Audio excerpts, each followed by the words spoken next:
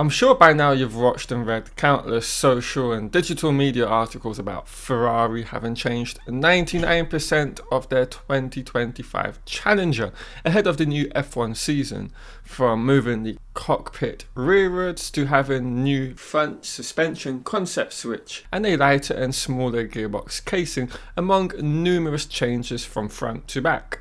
And if you haven't yet, hit the card in the top right hand corner for all of the latest info. Now, all of these news articles may have given you the impression that this means that the concept for the new 25 season is one that's going to be completely different from that of the SF24. But that couldn't be wider from the mark, actually. And that's what this whole video is about debunking. It's about making sure for those of you who have got the wrong ideas from these articles that you don't have your expectations in the wrong area and have the wrong idea. Because you can actually change 99% of your car's components from one year to the next, and it doesn't have to mean that it will not be the same concept of the previous season or look in the same manner as the SF24. You see, F1 cars are designed and built around concepts, and in this current era we've had the failed Zero Pods, the Ferrari bathtubs from 2022, and of course the most recent trend up and down the grid, which is the downwash side pod concept. So when you hear flash words thrown around such as revolution or evolution, you could quite understandably get the wrong impression about what a team is up to. But essentially you can change thousands of components while keeping to the same concept, or change a small portion of components and completely change concept. So prime examples would be that of both Ferrari and Mercedes in 2023. Both of those teams changed their concepts throughout that season by just changing the overall side pod design. The W14 went from Zero Pods to then downwash side pods, while the SF23 ditched the bathtub concept also for the same downwash idea. And in both cases, this was nowhere near the level of overhaul Ferrari has done from 2024 heading into 2025.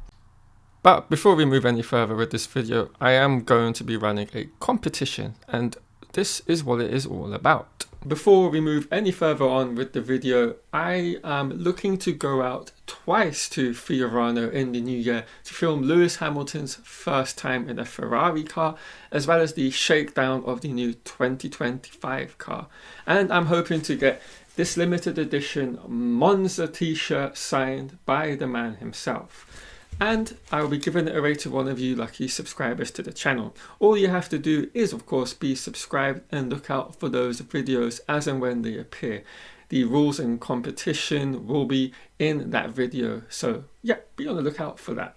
So in Ferrari's case for 2025, them changing 99% of the 2025 car from 2024 and having words such as revolution thrown around gives a wrong impression. Essentially what Ferrari are doing this season is all about refining the concepts from 2024 into this final season with this set of technical regulations, because as we saw, this car's base and platform with this concept in 2024 was one which is very much good.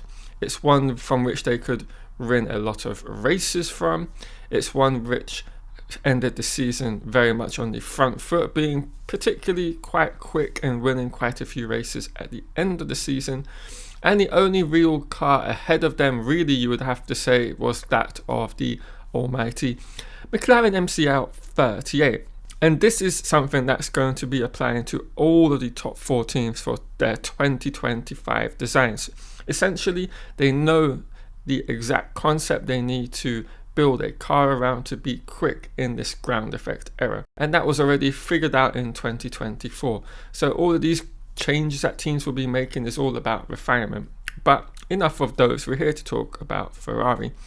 And of course, that's the easiest way from which to explain why this isn't necessarily such a huge project and a huge undertaking and change as you may have initially perceived, because of course while changing all of the components from one year to the next is something that takes a lot of time and effort.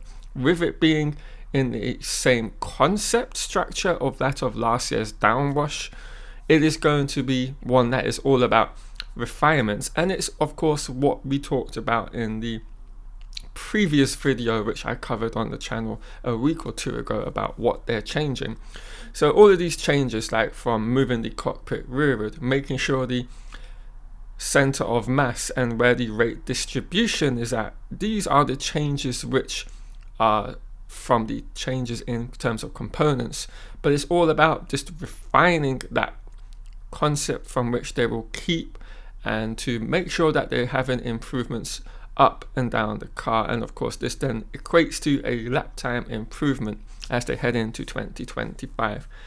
Now equally, some teams could just change their side pod configuration for 25, and that would then mean a completely change of concept, while they haven't changed the vast majority of the components on their respective cars. But of course then there is a lack of revision and refinement throughout the entirety of the car, and then you would have a mix of different concepts throughout the component situation. So all in all, a very quick, very brief video which I don't want to drag any further than it needs to be.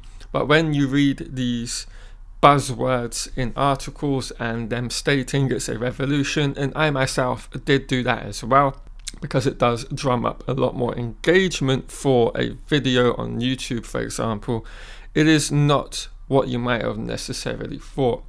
You will still see the downwash side pod concept. You will still see a familiarity between the SF24 and the SF25, if that's what they call it. It will be almost like an older brother or a cousin, one from which the Ferrari team will have learned many lessons throughout 2024 and have made changes to produce a car which is stronger in the areas it was already stronger in, and of course stronger in the areas from which it was weakening, such as of course the tyre warm-up issue which they faced in qualifying throughout the year.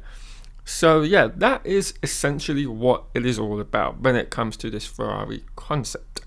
Anyway guys, that's the video. I'm going to wrap things up here. I hope you've all enjoyed it. If you have, do leave a like on the video, subscribe if you're new, and turn on notifications as always to be the first to know when I'm uploading new Ferrari videos, and of course all the other content on the channel that I will cover.